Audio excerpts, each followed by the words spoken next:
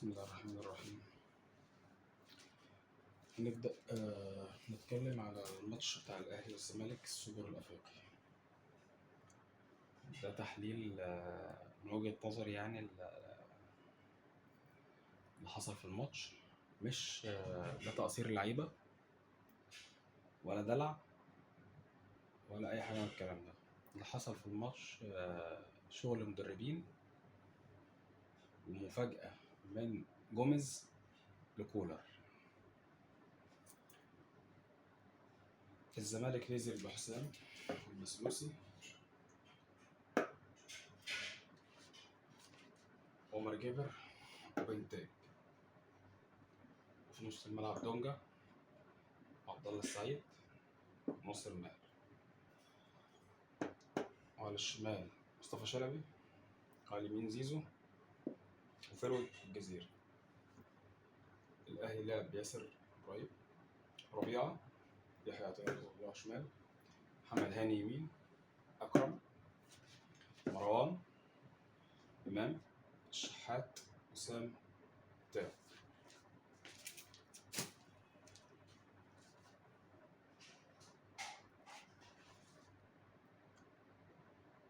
الفكرة بقى اللي حصل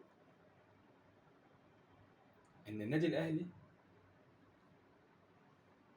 لما بيجي بينزل بيقابل أي فريق بيبقى هو اللي ضاغط، مش متعود إن حد يضغطه. فدي أول نقطة هنتكلم فيها، إن جوميز نزل فاجئ النادي الأهلي إن هو ضاغط النادي الأهلي. ودي اول حاجه الزمالك يعملها، ما بيعملهاش. الزمالك بينزل حذر، بينزل في نص ملعبه مش ضاغط، وبيلعب على المرتدات مع الاهلي. ده الزمالك اللي بنعمله، اللي بنعرفه عن الزمالك. الاهلي اتفاجئ بالطريقه دي وبالخطه دي وبالتشكيل ده. الزمالك نازل اول مره نشوف الزمالك هو اللي بيضغط الاهلي في نص ملعبه. فدي رقم واحد. الاهلي مش متعود ان في فريق في مصر او في افريقيا هو اللي بيضغطه. هو متعود بيحط الخصم المنافس في نص ملعبه وبيضغط عليه وبيلعب عليه، سواء كروسات او شوط او الكلام ده. فدي اول حاجه، المفاجاه بتاعت جوميز. تمام. طيب، تاني حاجه،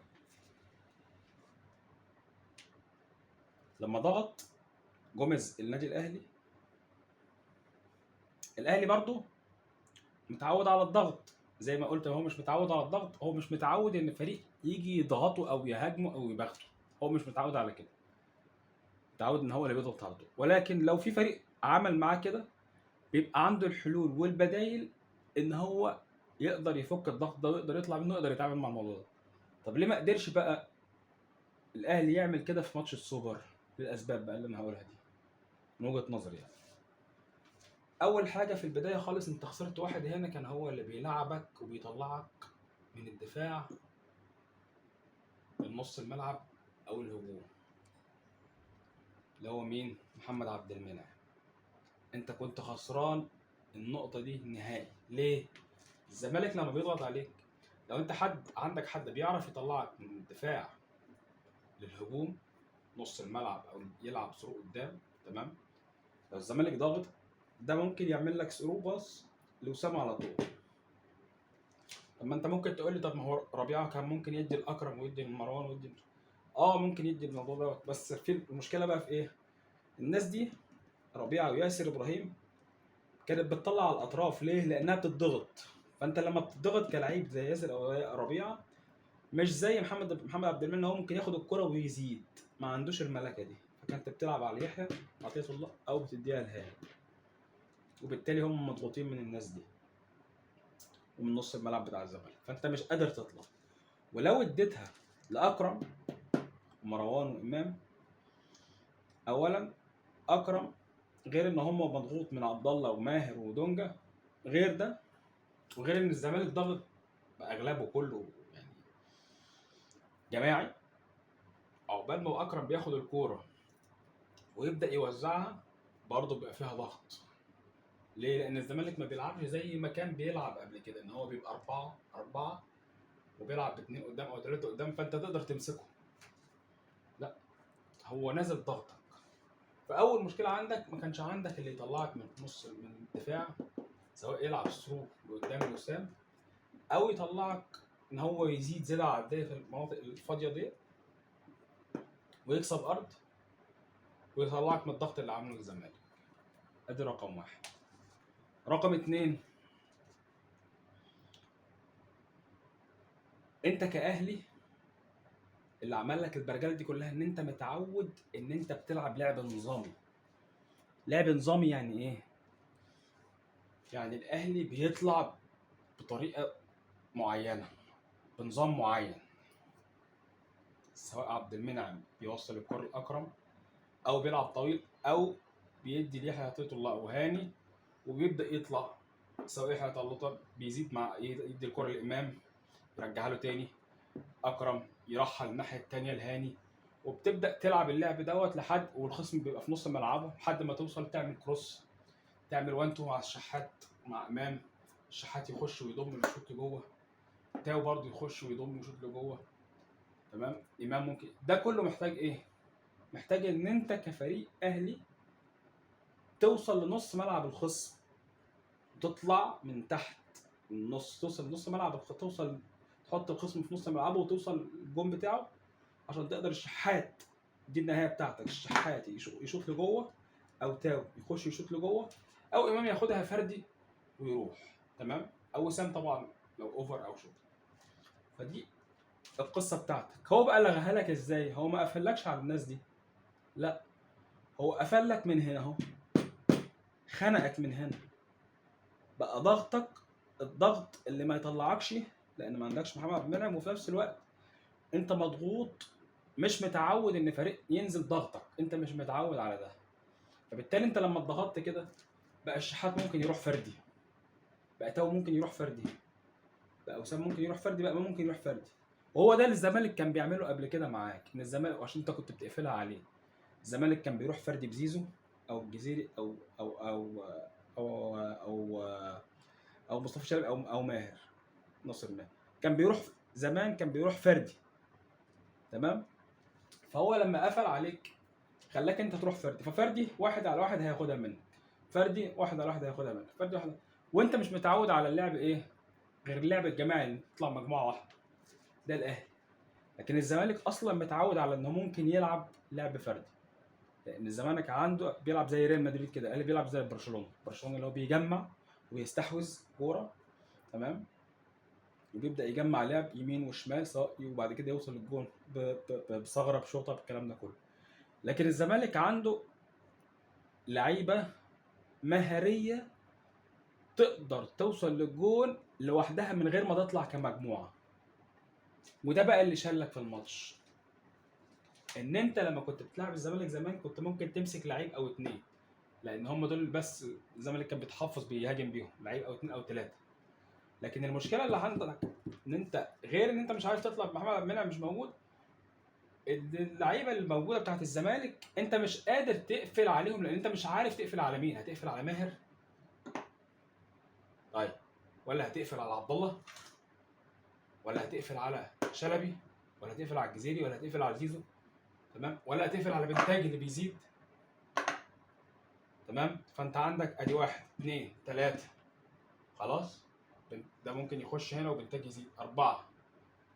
ناصر ماهر كان شغال في الحته ديت اللي هي بين محمد هاني واكرم، الحته الفاضيه دي، ويخش ويشوط. 1 2 3 4، ادي 5. عبد الله السعيد 6. ما بيلعبوش بقى الخمسه بس دول او السته دول بس دول، لا، بيبقى في زياده عدديه، الفريق كله بيزيد، فبالتالي انت مضغوط. فبالتالي هو فرض اسلوب لعبه وهو ركب الجيم، لان الفريق والجيم والمباراه عموما، اي مباراه انت لو قدرت تفرض لعبك على الخصم اللي قدامك خلاص انت شليته، وهو هيبقى مش قادر يلعب اللعب بتاعه، فانت هتلعب اللعب بتاعك حتى لو ايه. يعني دلوقتي مثلا لو الزمالك بيلعب 4-3-3 وهو بيلعب على المرتدات، وانت قادر تطلع بالكرة من نص من الدفاع، وقادر تعمل الضغط جامد، وقادر تستحوذ في نص الملعب، وقادر تعمل الكورسات بتاعتك وتوصل وتشوط بالشحات او تاو او وسام. طيب يبقى انت كده فرضت اسلوبك وحطيت الزمالك في نص ملعبه. الزمالك هيعمل ايه؟ هيلعب على المرتدات غصبا عنه، اللي انت فرضت الاسلوب ده. جوميز بقى عمل كده معاك، وعمل كده معاك بقى بايه؟ ان هو كمان عنده اللعيبه تقدر تعمل ده، بمعنى ان انت لو هتقفل عليه هتقفل عليه ازاي؟ هو مش بيهاجم بواحد ولا اتنين، هو بيهاجم بواحد اتنين تلاته اربعه خمسه، الفريق كله بيزيد وبيهاجم. فانت اول حاجه قفل لك خطتك، بخبطها لك ان انت تبقى داخل ضاغط. نمره اتنين، عمل ضغط عالي عليك، مش عارف تطلع، مش قادر تطلع. نمره ثلاثه، سبب ان انت مش قادر تطلع ما عندكش حد يطلعك من تحت يمسك الكوره ويطلعك في حاله الضغط. تمام. زائد نص الملعب زي ما احنا اتكلمنا، نص الملعب المفروض امام ممكن يبقى بيزيد من مع الناس اللي بتزيد هنا. فانت ما عندكش في نص الملعب غير اكرم ومروان. اكرم ومروان هيعملوا ايه مع الرباعي دوت، الثلاثي دوت بتاع ماهر ودونجا وعبد الله السعيد، وكمان زيزو بيخش معاهم ومصطفى شلبي بيخش معاهم.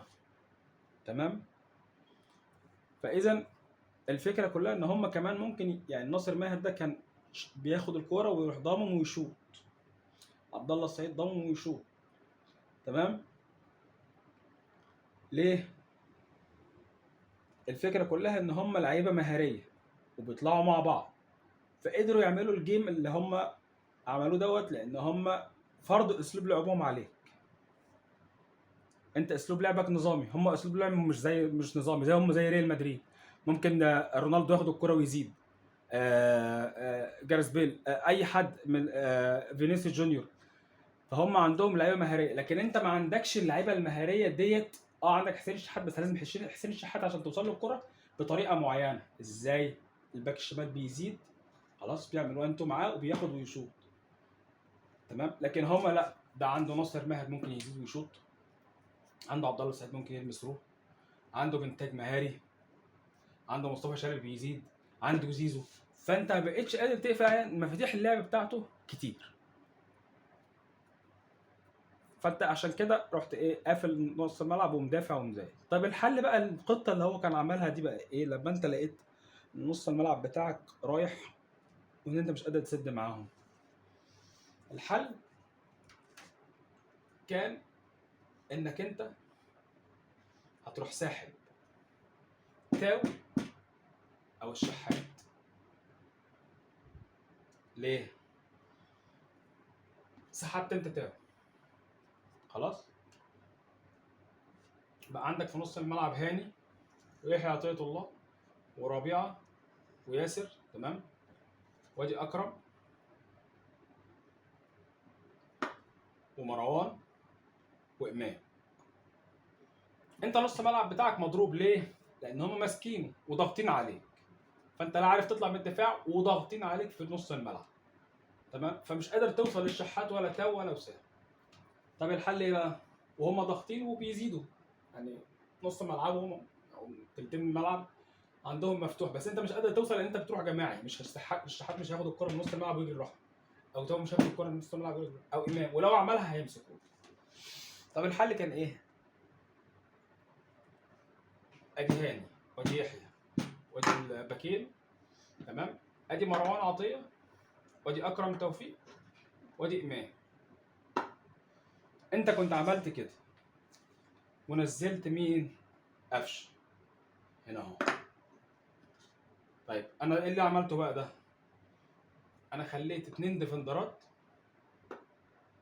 خلاص، ثابتين، واحد على الدايره، مسكت نص الملعب.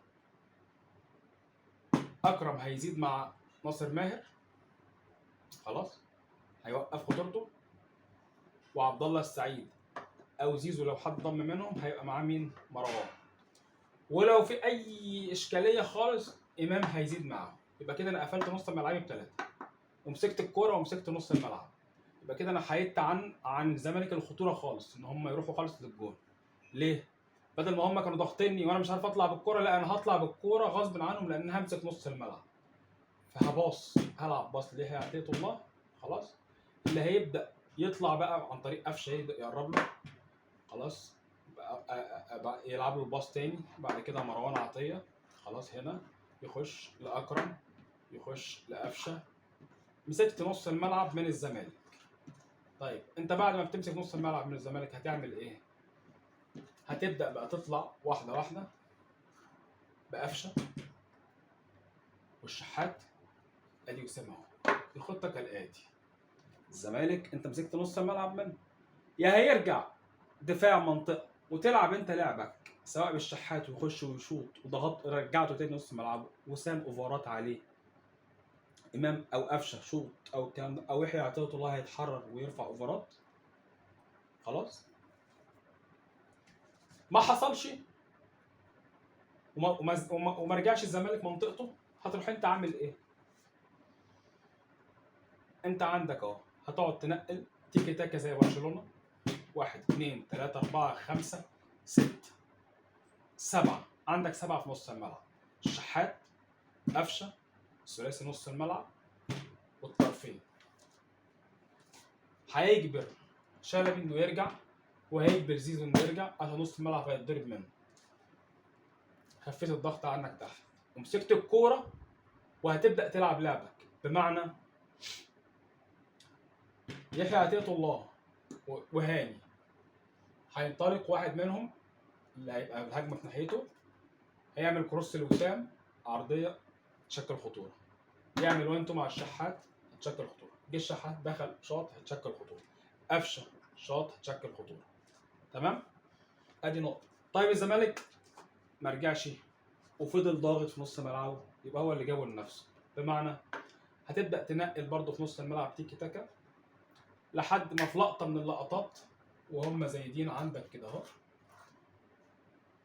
الشحات كوره من قفشه في المنطقه الفاضيه ثرو، كوره لوسام ثرو من قفشه ثرو في ظهر الدفاع، كوره لامام تحركات تتحرك من ورا المدافعين لقفشه، وقفشه طبعا ايه سيد اللي بيعمل سرعه مش هيغلب يعني، لقفشه الامام من ورا المدافعات ثرو لقفشه. انت ماسك كوره بقى، انت ماسك نص الملعب بس. فالموضوع كله ما كانش مرقعه ولا دلع ولا اي حاجه، الموضوع كله ان الاهلي له طريقه لعب معينه، طريقه لعب ديت اتفركشت لان جوميز نزل لخبط الدنيا، كولر اتلخبط وما كانش عارف يعمل ايه، فبالتالي اللعيبه وقفت. فالموضوع كله كان خططي بحت، دي وجهه نظري.